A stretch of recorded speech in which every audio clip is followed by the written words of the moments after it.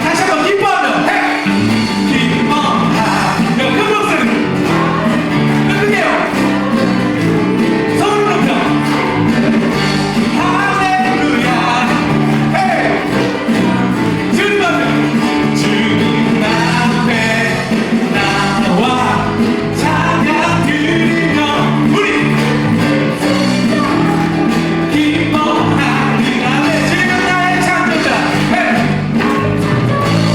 나의 창조자 나의 구원자 아멘. 찬양합니다. 찬양해요. 나의 친구자 목자 되신 주 예수 예수 나의 주 찬양 한 번 더 기뻐하며 함께 해 기뻐 예 노래 소리 높여 할렐루야 예 그야 부르니 주님 앞에 나와 찬양 드리며 우리 주님과 함께 기뻐하리라. 주는 우리의 창조자 할렐루야 나의 창조자 나의 구원자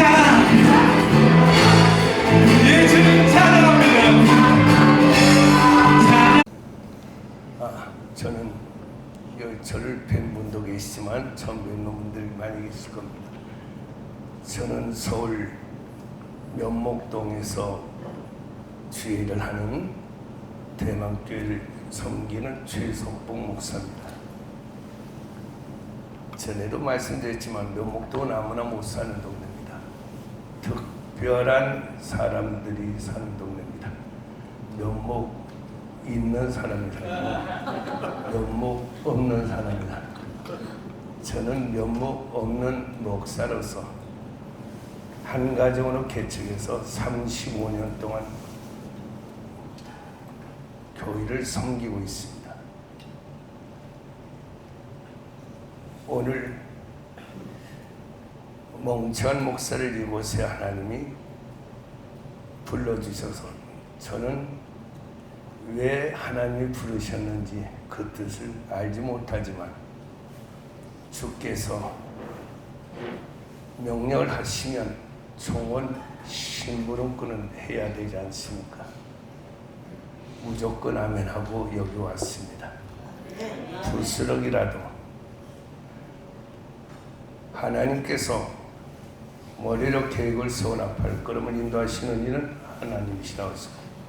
사람이 많은 뜻을 가지고 있으나 여호와의 뜻만 이루어진다 하셨으니 하나님께서 저를 이곳에 보내실 때는 하나님의 뜻이 계시고 뜻이 계신 곳에는 영광이 있고 이루실 뜻이 계신 줄 믿습니다. 우리 복 있는 사람은 닭이 울어도 회개하는 역사가 일어났던 것처럼 오늘 또 멍찬 목사를 통해서 주님을 만나는 시간이 되기를 바랍니다. 우리가 하나님 앞에 살아가는 건 사람 앞에 사는 것이 아니라 하나님 앞에 사는 것이죠. 예배를 드려도 하나님 앞에서, 사명에 충성을 하여도 하나님 앞에서, 찬양을 드려도 하나님 앞에서, 기도를 드려도 하나님 앞에서, 말씀을 받아도 하나님 앞에서.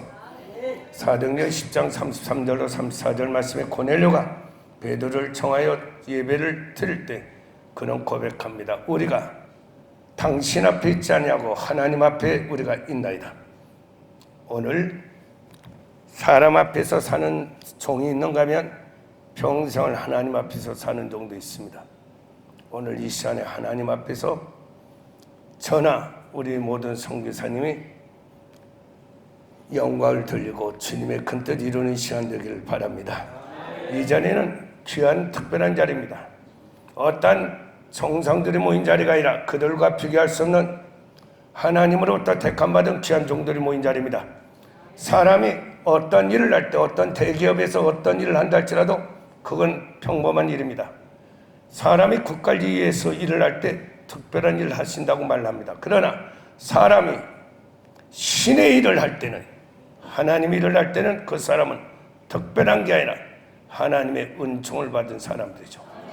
우리 이 자리에는 우리가 주의 종이 된 것은, 선교사님이 된 것은 어떤 권세자가 빌라도가 세운 것도 아니고 어떤 주관자가 세운 것이 아니라, 우리가 하나님의 종이 되고 선교사로 부름을 받은 것은 사람으로 말미암아 된 것이 아니고 사람으로 인하여 된 것이 아니라 우리 아버지 하나님과 주 예수 그리스도로 말미암아 택함을 받고 기름을 받고 파송을 받아 우리가 주의 종의 선교사의 사명을 감당하는 줄 믿습니다. 그래서 이 자리는 특별한 자리입니다. 특별한 하나님을 사명을 받았으면 우리는 그 특별한 사명 앞에 잘 살아가야 됩니다. 모양만이 아니라 마지막 언젠가 맡기신 분은 마태복음 25장 말씀에 달란트를 맡겼던 아니면 문화를 맡겼던 맡기신 분은 결산할 때가 분명히 있다고 말씀하시죠. 언젠가 디모데후서 4장 6절로 8절 말씀처럼 바울처럼 관제와 같이 부음이 되고 떠나갈 기약이 가까웠으니 이제 언젠가 의로우신 재판장 앞에 우리는 설 것입니다. 세상에 화려한 명성을 가진 주의 종도 쓸 것이며 이름 없이 빛도 없이 사명을 감당한 귀한 종들도 주님 앞에 쓸 것입니다. 그날에 칭찬받는, 그리고 하늘의 영광의 기업을 받는 귀한 종이 되도록 잘 살다 가시길 바랍니다. 잘 산다고 하는 것은 풍성하게 소유한 자를 잘 산다고 하는 것이 아닙니다. 저희 면목동은 그렇게 풍성한 동네가 아닙니다. 어느 분이 말씀하시길 목사님 저 강 건너에는 잘 사는 성도들이 많다고 합니다 라고 해서 제가 그랬습니다. 성도님, 그건 잘 사는 성도라고 말을 하지 아니하고 부자들이 많이 산다 그렇게 말해야 됩니다. 부자와 잘 사는 건 다른 겁니다. 아무리 많은 것을 소유하고 있어도 손가락질 받고 비난받도록 부끄럽게 사는 자들이 있는가 하면, 가진 것이 없어도 배운 것이 없어도 많은 사람에게 인정받고 존경받고 사는 사람들이 있으나 그 사람들이 잘 사는 거죠. 특히 누구에게? 하나님 앞에서, 하나님 앞에 인정받도록 사는 자, 그 자가 잘 사는 것입니다. 오래 하여서 잘 사는 것이 아니라, 화려해서 잘 사는 것이 아니라, 풍성해서 잘 사는 것이 아니라 하나님 마음에 합해지도록 살아야 잘 사는 것.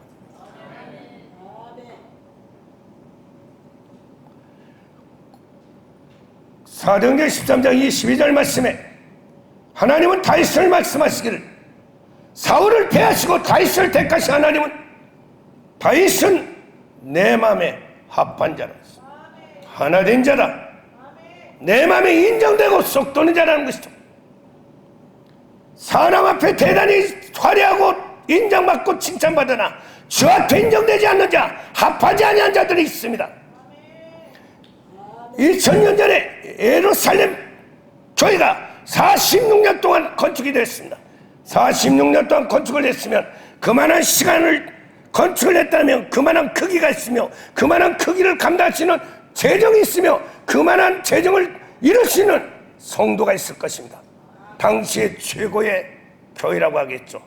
오늘날로 말하면 성공한 목회자, 유명한 목회자. 그러나 그 성도들은 자기 교회에 대한 자부심이 있겠지만 주님 앞에서 자랑을 할 때 주님은 말씀하십니다. 허물어버려라. 내가 3일 안에 부활의 성전을 세울 것이다. 허물어버리라고 하는 것은 존재 가치가 없다는 것입니다. 사람들은 인정했을지 몰라도 나는 인정치 아니하겠다는 것입니다. 오늘 우리 화려함과 풍요로움 속에 절대 속지 마시고 하나님 앞에 본질로 하나님 앞에 합하도록 잘 사는 주의 종이 됩시다. 고린도전서 1장 10절에 내 주님과 합한 자는 어떤 자냐? 같은 마음, 같은 생각, 같은 말, 같은 동행을 할 줄 알아야 됩니다. 마태복음 7장 22절로부터 말씀에 내가 주의 이름으로 귀신 쫓고 병든 자 고치고 선지자 노릇하였나이다. 주님은 그 많은 표적과 시사가 일어날 때 사람들은 세상에서 그 종을 대단히 능력이 종이요 유명한 종이요 그 종을 따라다니면서 은혜 받겠다고 쫓아다니는 자들도 있었겠지만 주님은 말씀하십니다. 나는 너를 도무지 모르겠다. 그 이유는 불법을 행한 자. 다시 말하여 하나님의 법을 거역하며 살다. 다시 말하여 하나님과 다른 인생을 살았다는 것입니다. 하나님의 말씀의 법을 따르지 않냐고 생각이 다르고 마음이 다르고 말이 다르고 삶이 달랐다는 것입니다. 그러면 어떻게 이와 같이 다른 인생을 사는데 이와 같은 표적과 기사가 나타났습니까? 주의 이름을 물 때 왜 이런 기적이 나타났습니까? 착각하지 마라.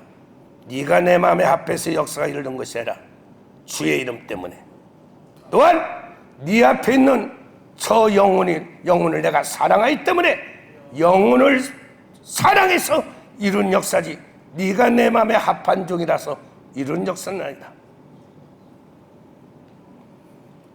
사랑하는 우리 성도님들 항상 깨어있기를 바랍니다. 저는 멍찬 목사입니다. 신학대학에 시험 봤다가 1등 할 줄 알았더니 떨어졌습니다. 제가 신학을 하기 전에 부흥이를 하나님이 인도하는 그런 말씀을 전할 길을 참 많이 세워주셔서 제가 23살부터 단에 서서 설교를 할 수 있게 되었습니다. 그때 은혜 받은 학생이 선생님, 저도 선생님과 같이 주예를 하고 싶습니다. 그래서 같이 신학대학에 시험 봤습니다. 같은 신학대학에. 근데 제가 볼 때 이 학생은 떨어졌을 것 같고, 근데 떨어졌는데 돌아올 때 낙심할 걸 생각하니까 제가 그랬습니다. 너는 떨어졌으니까 올라가지 마라. 그렇게 할 수가 없어서 너는 학생이라 자비도 없으니까 선생님이 대신 올라와서 합격증을 받아오겠다. 그래서 갔습니다. 그래서 가서 이렇게 보니까 그 아이 학생 이름을 대니까 합격증이 나와요. 편지봉투로. 그래서 제가 제 이름을 냈습니다. 이번에 A- 몇 번 최석봉입니다. 쭉 찾아볼 때만 없는데요. 저는 마음이 평안했습니다. 왜냐하면 수석이니까. 여기 있으니까. 그래서 제가 그랬습니다. 여기를 찾아보지 마시고 장학생들만 있는 명단을 찾아보시죠. 그랬더니 저희 학교는 장학생을 뽑지 않습니다. 다시 찾아보시다만 여기 있습니다. 그때만 성탄절 카드 큰 것을 주시는 겁니다. 그 학생은 편지 봉투를 주고 제 마음에 실력자는 입학할 때부터 비싼 돈을 들여서 이렇게 대우를 내시는구나. 그런 내려오면서 딱 제 걸 열어봤더니 불합격입니다. 제가 내려오다가 하나님 이건 아니지 않습니까? 왜냐? 저는 23살에 집에서 주의 종을 길을 가려고 한다는 이유 때문에 믿지 않는 아버님이 우리 가문에는 목사가 없으니까 넌 나가라. 그래서 우리는 순종자랍니다. 아멘. 그 나갔습니다. 오고 갈 데 없어서 나무집 창고에서 잠자고 그 다음에 산에서 화전민들이 살다 떠난 무너진 집에서 잠을 자고 동굴에서 잠을 자고 그리고 공동묘지에서 사반자로 가져와서 땅을 파서 잠을 자면서 하루 18시간, 19시간 성경 보고 기도하면서 살았습니다. 그러다 신학을 했습니다. 먹을 것이 없어도 라면 하나 100원 할 때 하루에 100원 가지고 한 달 3,000원 가지고 먹고 살아야 됐습니다. 밀가루를 사다가 100원어치를 가지고 3끼를 먹지 못하고 아침 한 번, 저녁 한 번 먹으면서 6개월 먹었더니 바로 영양실조가 걸리면서 체중이 47kg가 됐고 목에서 피가 토하면서 가슴이 뜨겁고 토하면서 폐병이 나타나고 간염이 3가지를 가지고 23살 때부터 살았어요. 내려오는데 마음속에 하나님 이건 아닌 것 같습니다. 학교 신학대학 건물을 돌아보고 다시 가서 누구를 만나야 될까 하니까 신학대학이니까 목사님이 순수한 마음에 제일 높으실 것 같아서 목사님실을 찾았어요. 들어오세요. 문 열고 들어갔더니 전도사님들이 몇 분 계셔서 인사했어요. 어쩌셨습니까? 예, 이번에 시험 봤다 떨어진 A- 최석보입니다. 그런데 하나님이 하나님께서 저를 이 신학대학에 넣어주신다고 그랬는데 아직 못 들어갔습니다. 저를 넣어주십시오. 문에 서서 그랬더니 뭐라고요? 똑같은 말을 했습니다. 그랬더니 교수님이 생각할 때 웬 미친 녀석이 왔나 해서 들어오라고. 들어가서 물으시길래 다시 했습니다. 그랬더니 미안합니다. 모든 합격자 발표가 끝났으니 내년에 다시 오시죠. 그래서 제가 말씀드렸습니다. 아닙니다. 아직 안 끝났습니다. 제가 들어가야 끝납니다. 교수님이 있다가 말로 되지 않으니까 다음에 전화 한번 하라고 그래서 돌아왔습니다. 하나님께 기도했죠. 하나님, 저는 약속대로 말씀하고 기도했는데 왜 하나님은 저를 안 넣어주십니까? 막 기도했습니다. 그랬더니 하나님 감동 주시기를 나는 네가 기도한 대로 응답했다는 것입니다. 제가 뭐라고 기도했는데요? 그랬더니 제가 오래전에 기도했던 걸 생각나게 하신데 너는 나에게 이렇게 기도하지 않냐? 나는 하나님 기적 같은 종이 되기를 원합니다. 평범한 종이 아니라 기적 같은 종이 되기를 원합니다. 신학대학 입학하는 것도 사역의 첫걸음이니 기적같이 들어갔다 기적같이 나오게 해주세요. 네가 나한테 그렇게 기도하지 않았나? 아멘! 그러면 기적같이 들어갈 줄 믿습니다. 그래서 아는 집사님한테 가서 등록비 주시죠. 빌려주실래요? 합격했습니까? 연락도 받지 않았는데 말씀드렸습니다. 합격했습니다. 왜냐하면 행함 있는 믿음이 산 믿음 아닙니까? 말로만 남해내가지고 됩니까? 내가 믿었으면 행해야죠. 올라갔는데 그 목사님이 약간 여린 것 같아서 더 높은 사람이 누굴까 하니까 총장님이겠어. 총장님실에 갔습니다. 누구세요? 문 열었더니 거기는 한 10여 명의 어른 학부모들 가운데 총장님이 서 계시는 겁니다. 이분들도 자녀가 떨어져서 이렇게 오셨나 보다.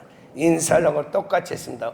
시험 봤다 떨어진 학생인데 하나님이 저를 이 신학대학에 넣어주기로 했는데 아직 못 들어갔습니다. 저를 넣어주세요. 이분은 두 번 묻지도 않아요. 안경너머로 쳐다보면서 3분 동안을 저를 쳐다보십니다. 저도 쳐다보고 눈싸움을 한 겁니다. 겉으로는 웃으면서 속으로는 애절하게 기도했습니다. 하나님, 성령님 빨리 감동하세요. 이 청년 이 신학대학에 넣어주고 싶다. 이 청년 이 신학대학에 넣어주고 싶다. 이 청년 이 신학대학에 넣어주고 싶다. 빨리 감동해 주세요. 3분 정도 했는데 아무 소리 없이 문인은 쪽으로 나가시더니만 조용히 말씀하신다. 청년 나 따라오세요. 따라갔더니 기획처장 사무실로 데려가시더니만 교수님 이 청년 등록비 받으시죠. 그래 들어갔습니다. 하나님은 오늘도 살아계시거든요. 다시 말해서 내 관념 속에 하나님이 아니라 성경 속에 하나님이 아니라 그 성경 속에 하나님은 오늘도 살아계신단 말입니다. 믿음은 이론이 아닙니다. 삶입니다. 믿음은 역사입니다. 히브리서 11장 1절 2절 믿음은 바라는 것들 실상이요 보지 못한 것들 증거니 선진들이 이로써 믿음으로 우리 선진 모세, 요수아, 다니엘, 다윗 수많은 선진들은 믿음으로 증거를 얻으니라. 오늘날도 기적을 말하면 사람들은 말합니다. 이 21세기에 무슨 기적을 말하냐. 그건 허황된 것도 아니고 감성이 아니라 그것은 성경의 믿음입니다. 하나님 우리에게 믿음을 가지라고 하는 것은 고린도전서 2장에 내가 너에게 전하는 그 말이 말과 지혜로운 말로 사람이 지혜로하지 않냐고 하나님의 성령과 능력한 건 너의 믿음이 사람의 지혜에 있지 않냐고 하나님의 능력에 있게 하기 위하여. 우리가 아프리카의 브라질 안에 세계 필리핀, 캄보디아 곳곳마다 나갈 때 뭐 가지고 나가십니까? 믿음 가지고 나가시죠. 무엇으로 살아갑니까? 믿음으로 살아가죠. 하나님께서 살아계시고 살아만 계신 것이 아니라 전능하시고 전능하신 하나님은 주무시는 것이 아니라 오늘도 살아 하나님을 위하여 역사하신 걸 믿고 살아가지 않습니까? 그렇게 해서 기적같이 들어갔다가 졸업도 다른 동기들 4년 만에 졸업할 때 6년 만에 졸업했습니다. 졸업식 5일 전에 졸업자 명단이 없다고 그래서 졸업사진까지 다 찍고 나서 아는 권사님 어머님도 다 올라오시려고 했는데 낙제가 됐다고 그래서 제가 그랬어요. 저는 시험을 잘 봤습니다. 저는 낙지 없이 늘 올라갔는데요. 그랬더니 아닙니다. 낙지했습니다. 왜냐하면 저는 아침에 학교 뒷산에 올라가서 성경 보고 기도하고 내려오면 저녁이 되는 거예요. 학교 뒷산에 성경 보고 기도하고 내려오면 저녁이 되는 거예요. 그래서 마지막에 시험반. 근데 꼭 시험을 볼 때마다 점수를 F를 주시도. 저는 F를 주신 교수님 너무 감사해서 4년 동안 기도했습니다. 교수님들이 다 목사님이신지라 사랑이 많아서 이렇게 점수를 후히 주셔서 감사합니다. 교수님들에게 지혜를 주시고 건강 달라 기도를 하고 다 지났는데 졸업식 때 낙지를 해서 보니까 학습과에 가서 보니까 직원이 낙지하셨구만요. 성적표를 펴보는데 F. 아닙니다. 점수 나왔지 않습니까? F. 낙지했다니까요. F. 그러니까 점수 있지 않습니까? F. 직원이 있다가 저를 보더니만 F가 뭔지를 모르세요? 제가 그랬습니다. 점수지 않습니까? 직원이 말하는데 이건 점수가 아니라 0점이라는 겁니다. 저는 그때 내가 속았구나.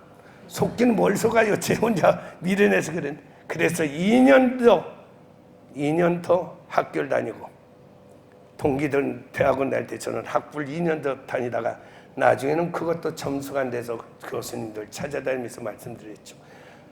교수님 저도 주예를 해야지 평생 학교만 다닐 수는 없지 않습니까? 점수를 좀 주세요. 그랬더니 노마사 한번 써오라고 그래서 한번 썼더니 시약점 주고 그래서 졸업을 했습니다. 제가 외국에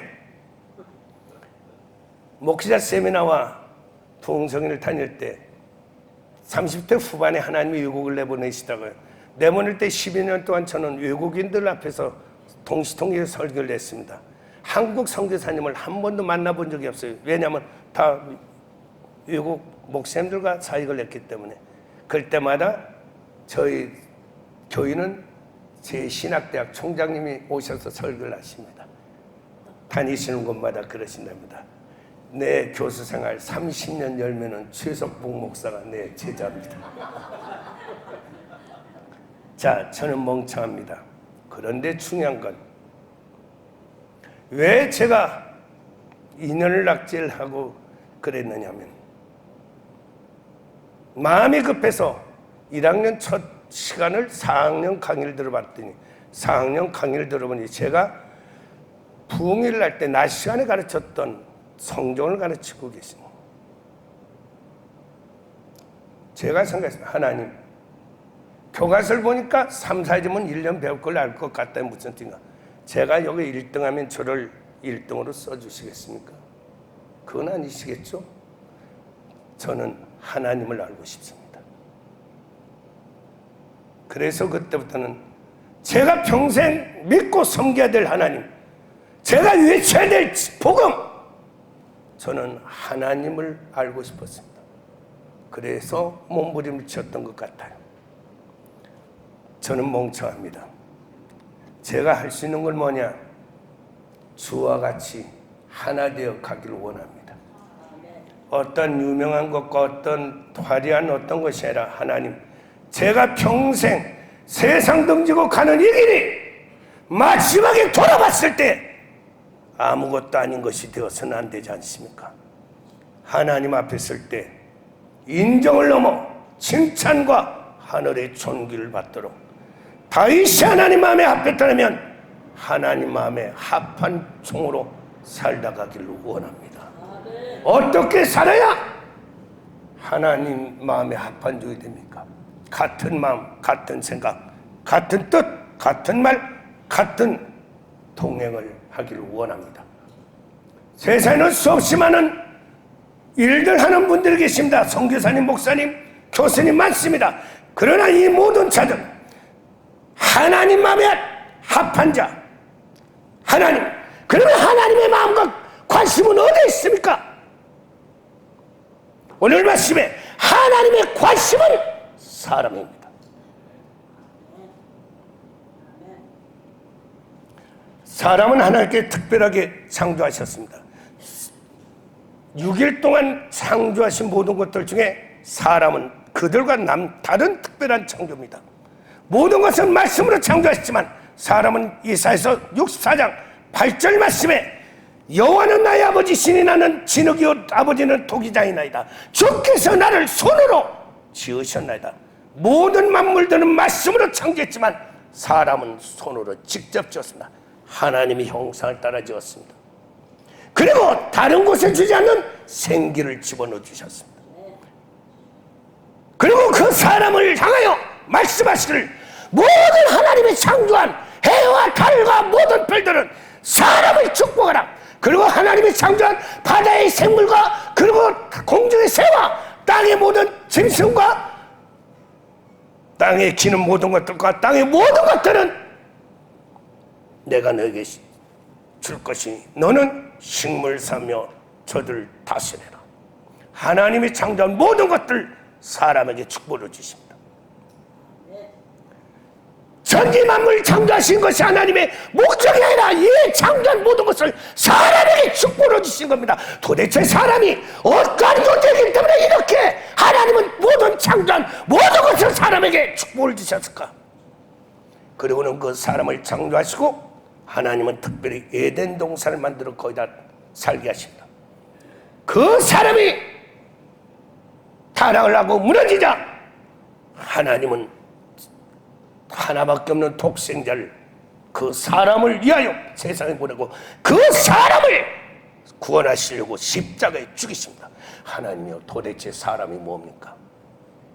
우리들이 생각하는 사람이 뭡니까? 도대체 하나님의 마음과 사랑과 하나님의 모든 관심이 사람에게 있는데 이 사람이 뭡니까? 오늘 우리 사는 선교사님들, 우리는 어떤 사람입니까? 이 나라 정치하러 온 것이 아니라 경제를 위해서 온 것이 아니라 사람을 위해서 온 것 아닙니까? 죽은 자를 사람을 살게 하여 하나님은 독생자를 보내주시고 십자가에 죽이시고 그리고는 성령을 부어주십니다. 성령을 보내주시고 이 사람들을 위하여 천국을 예비하십니다. 하나님, 사람을 이렇게 하나님 마음에 사람을 어떤 존재에게 이렇게 하나님은 하나님의 사랑하는 독생자까지 주시면서까지 이 사람을 하나님 축복하시려고 하십니까? 그건 바로 이 사람들은 하나님의 뜻이 있는 자들입니다. 이사야서 43장 7절 말씀에 사람은 존재하는 것을 끝나지 않아요. 사람이 존재하는 이유는 하나님의 영광을 위하여 창조했다는 것입니다. 왜 사느냐? 우리는 주님을 알기 전에는 그랬습니다. 왜 사느냐 물으면 그냥 사는 겁니다. 왜 사냐? 먹기 위해 사는 겁니다. 왜 사냐? 죽지 못했으니까 사는 겁니다. 왜 사느냐? 그건 나도 모른다니까요. 어디서 왔다가 왜 살며 어디로 간지 나도 몰라요. 그런데 예수님을 만나고 복음을 깨닫고 나랴 우리는 압니다. 나는 어떻게 되어서 존재하며 하나님 형상을 따라 창조했고 왜 사느냐? 영광 위에 사는 겁니다. 왜? 영광 위에 창조했고 그리고는 죽었던 우리를 하나님은 독생자를 통하여 십자가에 죽이시고 죄와 사망으로부터 구원시키고 난 뒤에 하나님은 말씀하시나 고린도전서 6장 19절 20절 너희는 값으로 산 것이 되었으니 다시는 너희를 위하여 살지 않고 너희를 위하여 죽었다 다시 사신 하나님의 영광을 위해 살라. 먹더니 마시더니 뭘 하든지 하나님의 영광을 위해 살아. 사람은 존재하는 것이 목적이 아니라 영광을 위해 창조했습니다.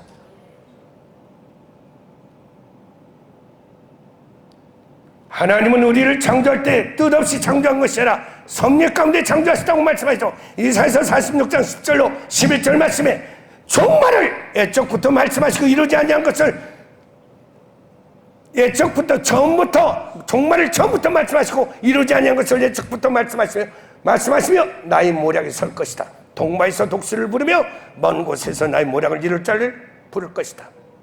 하나님은 사람을 창조할 때 계획과 섭리 가운데 창조하셨다.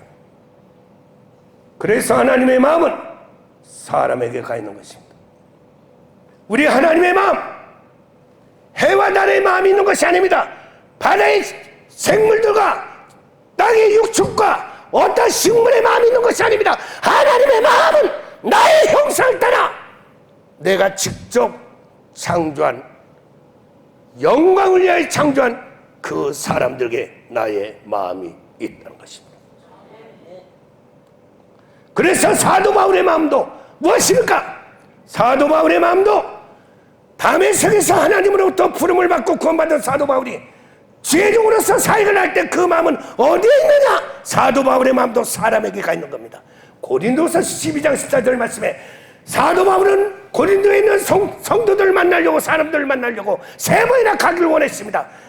그러나 가지를 못했을 때 사도 바울은 말합니다. 내가 너에게 가기를 원했던 것은 너희가 갖고 있는 재물 때문이 아니라 바로 너희를 만나기 위함이라. 바울의 관심은 사람에게 있습니다. 하나님의 마음도 사람이요 바울의 마음도 사람입니다. 우리의 마음은 어디에 가 있습니까? 죄종된 우리의 마음은, 선교사님들 마음은 어디에 있습니까? 선교사님들이 본고에서 교회에서 파송받을 때 무엇 때문에 이곳에 파송됐습니까? 이 사람, 하나님의 영성을 따라 지음을 받은 이곳의 사람을 위하여 이곳에 파송된 것 아니습니까? 지금도 사람이 관심입니까?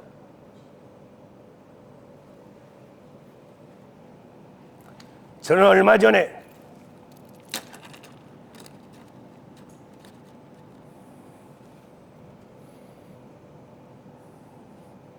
제가 한 달에 2번씩 목회자 세미나를 인도합니다. 한국에서.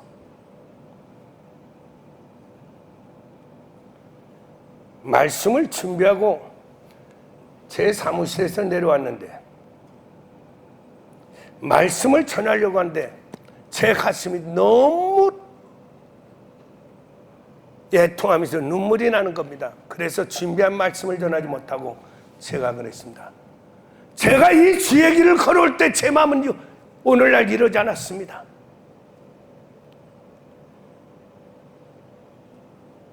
하나님의 역사에 따라 지음받은 이 한 영혼을 위해서 저는 이 길을 들어왔습니다. 하나님, 어떤 것 보지 않고 하나님과 영혼만 보고 살겠습니다. 한 영혼을 위해서라면 저는 저의 마음을 하고 생명을 다하여 주님 살다가겠습니다. 그러면서 울면서 이 길을 들어왔는데 어느 순간 제 자신이 돌아보니 그 마음이 아닌 겁니다. 처음에 이 길 들어올 때 제 마음이 아닌 거예요. 하나하나를 바라볼 때 저희가 73차 총력전도를 선포했습니다. 35년째 했는데 바쁘게 살죠. 열심히 살려고 노력하는 목사인데, 그런데 저는 하루에 새벽 2시 전후로 일어납니다. 매일 새벽에. 그래서 새벽 5시 전에 말씀을 보고 그 다음에 새벽 기도하기 전에 기도를 하고 새벽 기도하고 이제 제가 시작을 하죠. 일주일에 주일날 사부 예배를 마치고 나서 이제 제가 사택에 신발 갑니다. 그래서 월요일날 새벽 기도 나올 때 또 나와서 일주일 동안 교회 제 사무실에서 잠을 잡니다. 열심히 총력 전도를 위해서 이제 열심히 바쁘겠다 참 열심히 합니다. 정말 열심히 하죠. 저희는 우리 성도님들께 그래요. 총력 전도할 땐 죽지도 마시라고. 죽음도 내 마음대로 안 되지만 하나님 부르시려고 그러면 하나님 잠깐만 기다리고 좀 총력 전도 끝날 때 부르시면 안 됩니까? 그렇게 해라. 왜? 총력 전도 때 부르시면 장례 치른다고 성도들이 다 3일 동안 거기 있어야 되고, 그러니 끝나고 나서 그리고 그냥 가기보다는 한 영혼이라도 살리고 구원시키고 가시라고. 그렇게 제가 웃으면서 말합니다. 한 번은 우리 여자 성도님 한 분이 말씀하시면 목사님 내일 제 생일이 내일인데요. 선물 좀 주시죠. 점심 식사 초대하고 싶습니다. 선물 좀 주시죠. 그래서 제가 그랬습니다. 안 돼요 집사님. 왜요? 다른 성도들은 안 됐는데 집사님만 특별히 줄 수는 없잖아요. 공평해야 되죠. 그랬더니 목사님 그래서 제가 돈 드릴게. 돈 줘도 안 됩니다. 그리고 그날 점심 식사하러 갈 때 제가 선물을 하나 이렇게 포장해서 갔습니다. 자, 집사님 여기 선물이에요. 목사님 너무 감사해요. 선물 펴봐도 될까요? 펴보세요. 너무 감사해요. 선물 딱 펴보고는 깜짝 놀랐어요. 목사님! 하고 그래요. 왜냐? 선물 포장한 그 선물 속에는 전도지 500장 줬습니다. 이 중에서 500장 중에 10명만 살려도 주님 앞에 설 때 잘했다 칭찬한 것입니다.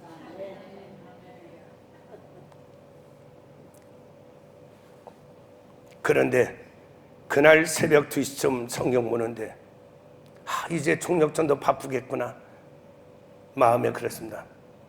너는 바쁘긴 한데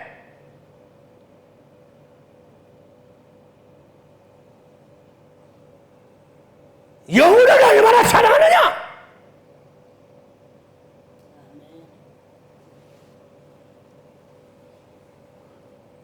저 열심히 사는데요.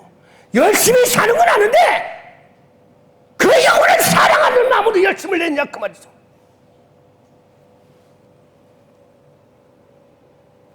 주님,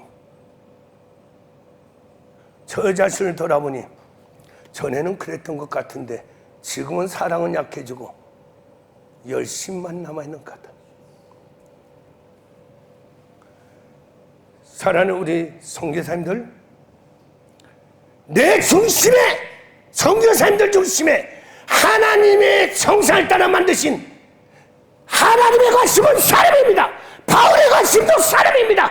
성도님들의 관심도 다른 것에 두지 말고 사람이 되기를 바랍니다. 중심에 하나님의 영상을 따라 만드신 그 사람이 내 선교사에게 가장 중심에 있어야 됩니다. 선교를 파송될 때는 사람이 중심이 됐습니다. 영혼이 중심이 됐는데 어느 순간부터 교회 건축이 선교관, 선교센터, 병원을 세우고 그것으로 세월만 보내고 있지는 않습니까? 그것을 내가 선교에 성공한 업적이라고 혹시 생각하고 있지는 않습니까? 영혼을 위해 산다지만 그러나 영혼이 뒤로 밀려가고 그것이 먼저라면 나는 지금 하나님의 영상을 따라 만든 사람이 나의 관심은 아닙니다. 다른 것들이 내 앞에 더 관심이 되고 생명이 하나님의 영상을 따라 만든 사람이 내 선교의 심령의 중심이 되길 바랍니다. 그걸 위하여 기도하세요. 그 사람이 나의 관심이라면 우리는 그 영혼을 위하여 변함없이 기도해야 할 것입니다. 예통하여 기도해야 될 것입니다. 그리고 그 영혼이 나의 선교의 관심이라면, 가장 중요한 관심이라면 영혼을 살릴 수 있는, 사람을 살릴 수 있는 성령과 말씀으로, 복음으로 무장해야 합니다.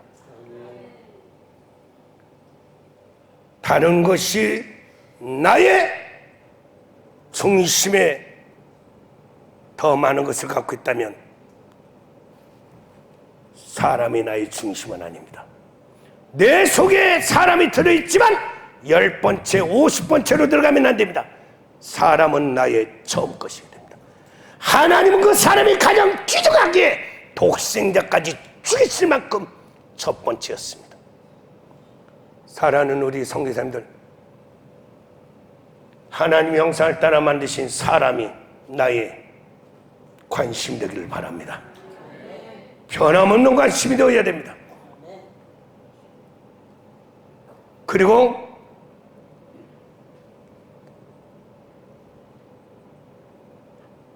어느 날 저희 성도님 아버님이 목사님 아들입니다. 아버지 목사님이 연세가 90이 다 되셨어요. 시골에서 평생을 목회하면서 어렵게 사시다가 나중에 은퇴하시고 나서는 색소폰을 불면서 이제 각 교회 다니시면서 특송을 하면서 사셨는데 서울대학교에 입원을 하시고 임종할 때 연락을 주셨어요. 목사님, 아버님 장례 예배를 좀 드려주시죠. 갔습니다. 1인 독방에 계시는데 보니까 의식이 없습니다. 혼수 상태입니다. 안수기도를 하는데 하나님, 마지막 한평생을 주를 위해 살다 가십니다. 우리는 이렇게 대접받는 시대에 일을 하지만 이 주의 종은 고난과 핍박의 시대에 일을 했습니다. 시골 농촌에서 너무 힘들게 사역을 했습니다. 마지막 떠나는 이 주의 종 마지막 사랑합니다. 마지막 주님 앞에 가는 이 주의 종을 축복할 수 있게 해주세요. 축복할 수 있게 해주세요. 이게 마지막 예배인데 이 주의 종에게 가장 필요한 것이 뭘까? 무엇이라고 생각하는가? 내 자신에게 물을 때 집도 돈도 명예도 아무것도 아닙니다. 마지막 떠날 때 가장 아름다운 은혜 옷을 입고 주님 앞에 가는 것이 가장 큰 축복이겠다. 마음이 들어서 머리에 손을 얹고 기도했습니다. 장례 예배 드리겠습니다. 찬송 불길 같은 성신, 부흥성이처럼 하지 않아요. 가사를 생각하면서 불길 같은 성신요. 마지막 떠나는 주님 앞에 가는 이 주의 종이 마지막 받아야 될 축복은 성령의 은혜로 탄장하고 가는 것밖에는 없죠. 약해진 거, 잃어버린 거 회복하고 가는 길밖에. 그래서 기도했습니다. 불길 같은 성신요 간구하는 우리에게 하나님 성령의 은혜를 마지막 부어주세요. 은혜 가운데 주님 만나도록 해주세요. 찬양할 때 다른 사람들을 볼 때는 무슨 장례 예배가 불길 같은 성신이냐고 비웃겠지만 비웃든 말든 상관없어요. 나는 이 종 하나가 저의 마음의 전부니까요. 이 주의 종을 축복하는 것 저에게 문제지 다른 사람이 어떻게 생각하냐 그건 중요하지 않아요. 찬양을 드렸더니 1절 찬양을 드리는데 의식이 없어요. 2절 주의 재단 부리에 찬양을 하는데 양쪽 눈에서 눈물이 흐르기 시작해요. 3절 찬양을 하는데 혼수 상태였던 이 목사님이 손가락이 움직이는데 찬양을 하시던 분이잖아요. 손가락이 눈을 감은 채 손가락이 움직이시는데 무언가 봤더니 박자 맞춰서 지휘를 하고 계신 거예요. 주님 성령의 은혜로 축복해 주세요. 주를 기도하고 예배를 마쳤을 때 주님 부름을 받았었어요. 저의 관심은 사람입니다. 저의 관심. 우리가 사역을 할 때 그러시죠. 열심보다 더 중요한 게 사랑입니다. 아무것도 아닌 것처럼 되지 마세요. 우리가 맡아본 23장에 10의 1조 헌금을 할 때 네가 어찌하여 물질의 헌금을 드리면서 하나님을 향한 의와 인과 신 사랑은 어찌하여 드리지 않느냐. 이것도 행하고 저것도 행해야 되지 않느냐. 사랑 없는 헌금하는 것을 책망했다면 고린도전서 14장 1절에 모든 걸 구하되 사랑 안에서 구하라고 하잖아요. 기도보다 중요한 건 사랑 안에서 기도하는 겁니다. 헌금보다 중요한 건 사랑 안에서 헌금하는 겁니다. 우리가 하나님 앞에 열정을 가지고 사역하는 것도 중요하지만 너희가 사람의 마음과 천사의 말라며 심오한 진리를 전하며 네 몸을 불사르게 정결토록 할지라도 사랑이 없으면 아무것도 아니다. 우리는 그래요. 내가 열심히 했으니까 열심은 안 됐는데 사랑 없는 열심히 해라. 사랑 안에 열심을 내라.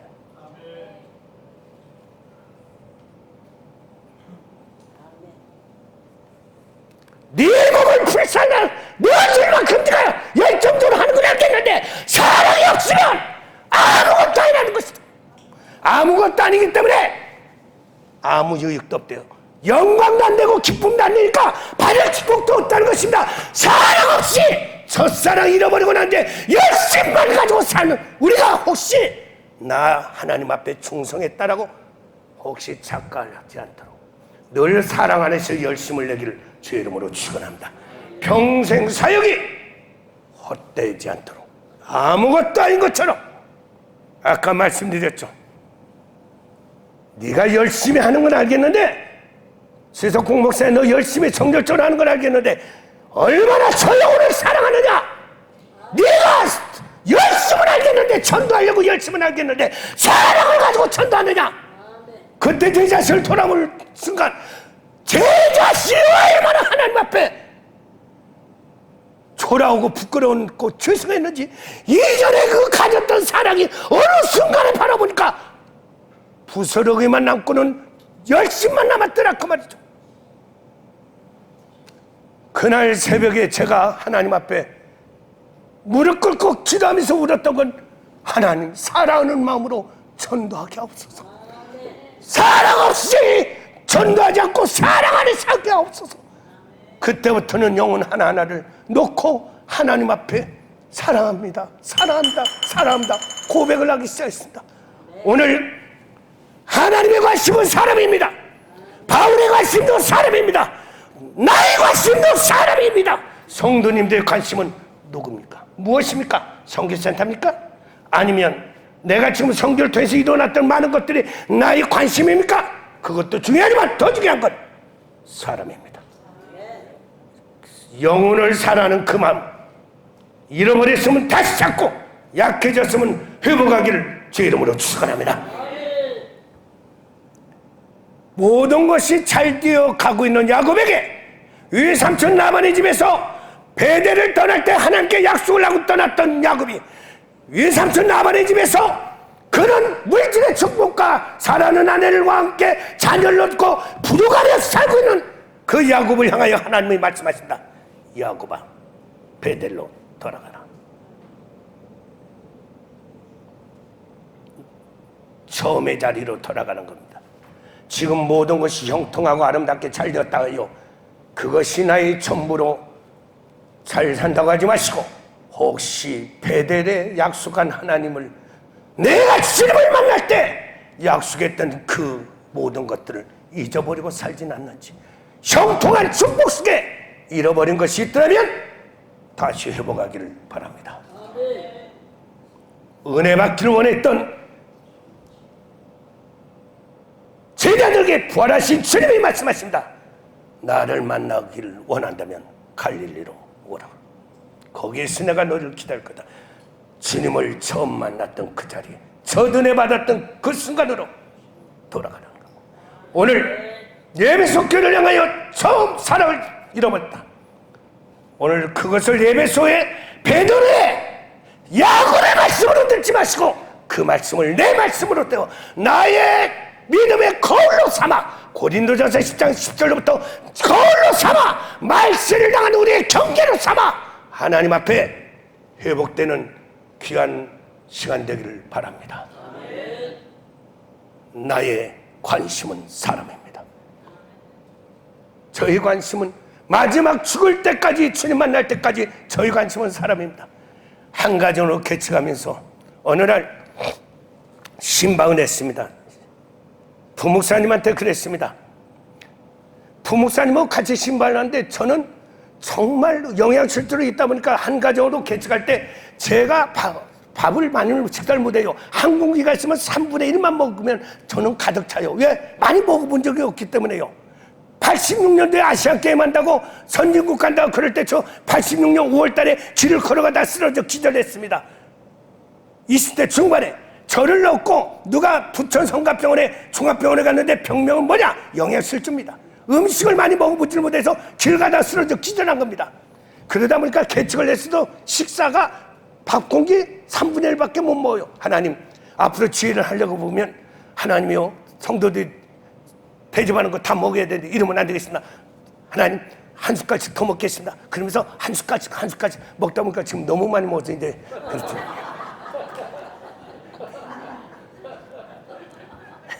그런데 제가 그때 신방을 하는데요, 부목사님하고 같이 신방을 하는데 여러 가정을 가다 보니까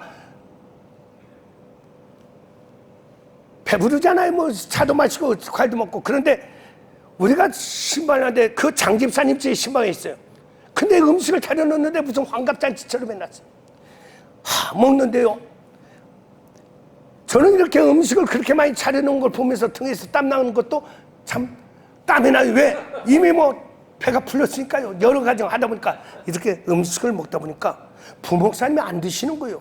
그래서 부목사님, 성도님이 대접하시니까 맛있게 먹읍시다.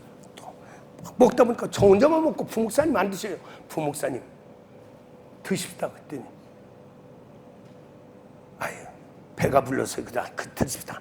또 이제 먹는데 안 드시고 또 혼자 저만 먹는 거예요. 그래서 그랬죠.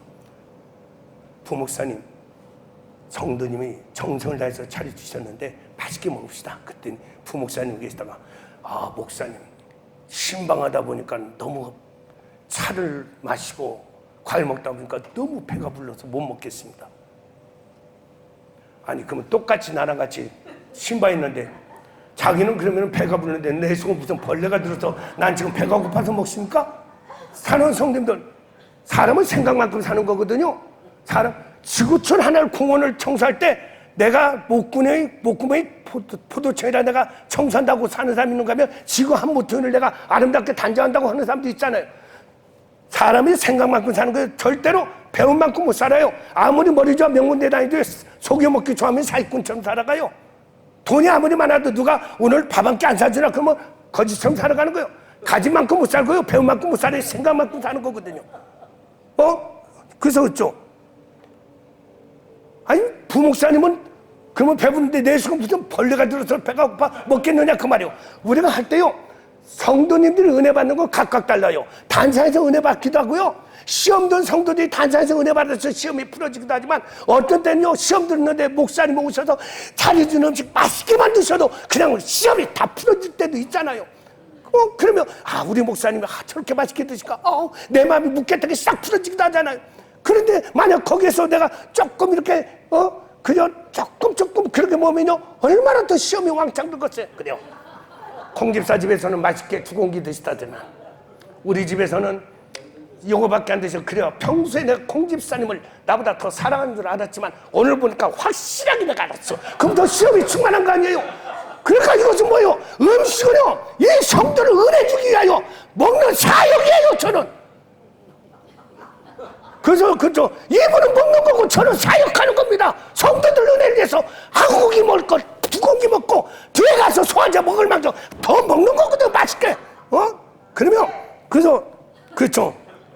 드세요. 그때 배가 불러서요. 그래서 그랬죠. 제가 부목사님 목숨 걸고 먹어요. 어떤 분이 그래요. 무슨 먹는 것을 목숨을 걸고 먹느냐고. 성도 당신은 먹는 거지만 나는 먹는 게 아니라 사역하는 거요. 성도의 은혜를 위하여. 지혜종이 은혜를 위해서 하면 목숨이라도 바치는 건데 이것을 못해요. 배불러서 뒤에 가서 소화제 먹고 합시다. 성도의 은혜가 된다면 뭘 뭐라 했습니까?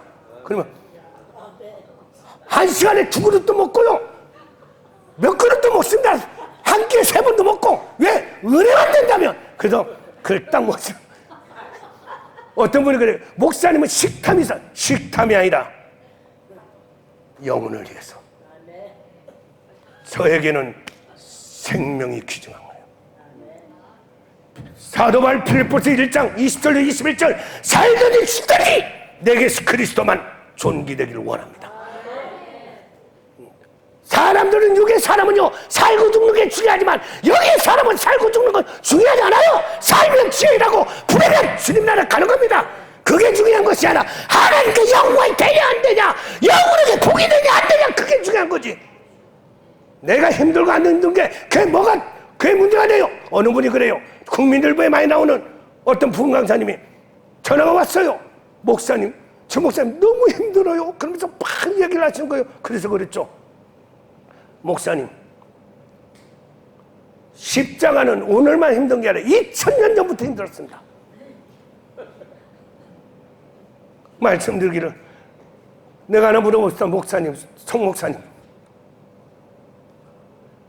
스데반 안수 집사님은 돌에 맞아 죽으면서도 주의를 했는데 힘든 게 편합니까? 돌에 맞아 죽는 게 더 편합니까? 힘들어도 돌에 맞아 죽는 것보다 낫죠. 쉽죠. 제가 그랬습니다. 쉬운 거니까 쉬운 거라도 똑바로 하고 살다 갑시다.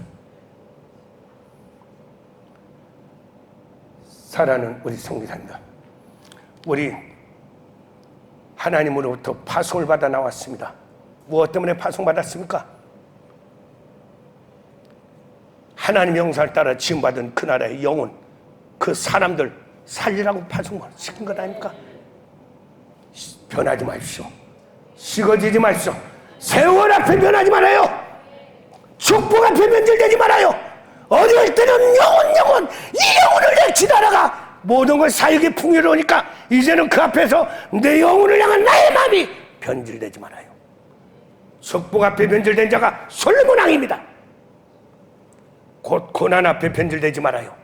가장 무서운 건요, 축복도 고난도 변질되지 않고 지켰는데 가장 무서운 건 뭐냐? 세월 앞에 변질되지 말아요. 세월을 이길 장사가 없다고 그러죠? 세월 앞에 변질되지 않는 사람이 누구냐? 그게 바로 다윗입니다. 어릴 때 나의 힘이 되신 여호와요, 했던 그 다윗이 마지막 백발이 되어 세상을 떠나기 전에 또다시 고백합니다. 두 손 들고 나의 힘이 되신 여호와요, 내가 주를 사랑한다. 평생토록 영혼을 향한 그 사랑 변질되지 말기를 주의 이름으로 축원합니다. 할렐루야! 아멘! 잠시 세상에 내가 살면서 찬양을 드리겠습니다.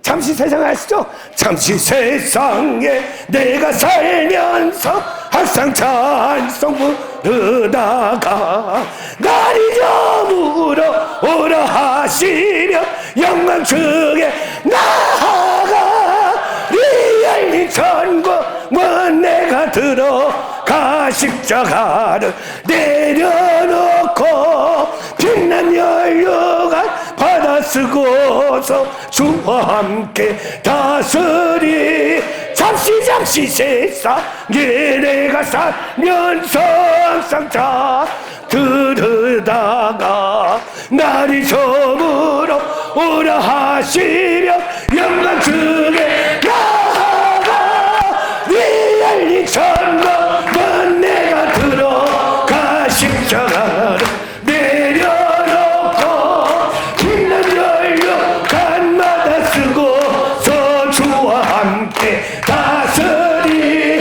십자가 들더니 붙잡고 날마다 시기며 나가세 할렐루야 머리에 연료가 쓰고서 주 앞에 찬양할 때까지 예수나 우리를 이 몸을 깨끗게 하소서 주시니 할렐루야 주의 피 우리를 이 몸을 눈보다 더이게 하소서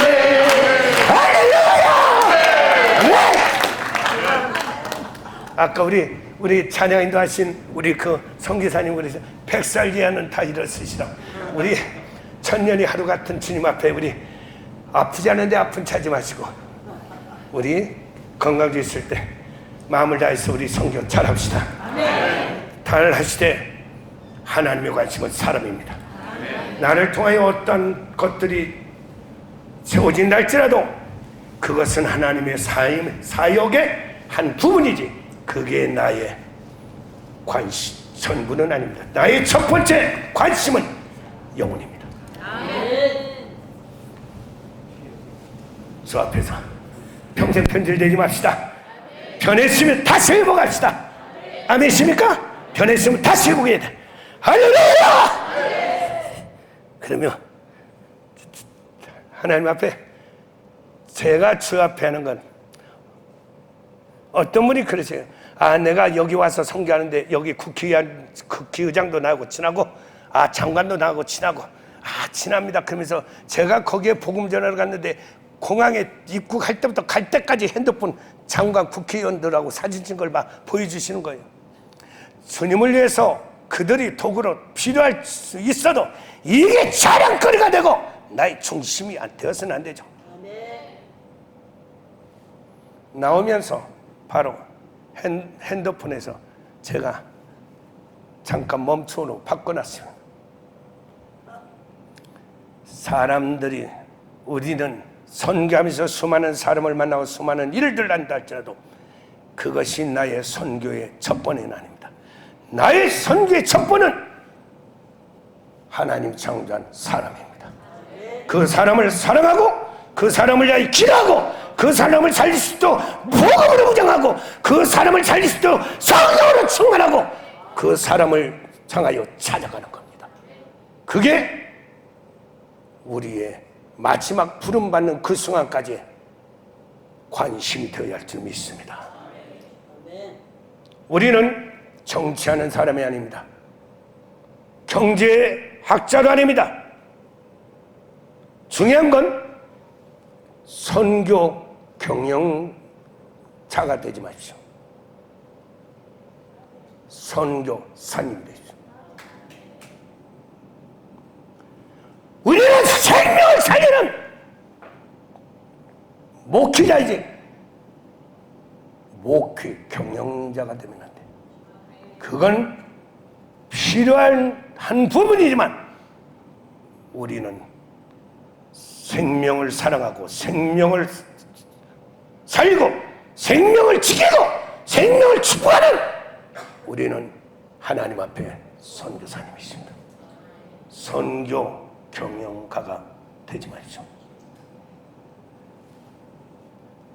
편들되지 마십시오. 끝까지 선교사입니다. 끝까지 영혼을 위하여 살다가 가는 선교사님이 되십시오. 아멘이십니까?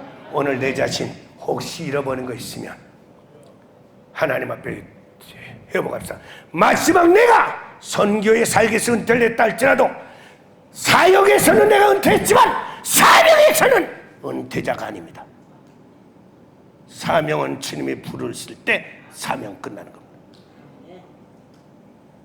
마지막까지 파송된 그 나라의 영혼들 위하여 마지막까지 사랑하고 기도하고 축복해야 합니다. 오늘 이 시간 선교 가운데 잃어버린 거 있으면 회복합시다. 제 자신을 돌아볼 때 목회하다가 잃어버린 것들이 너무 많아요.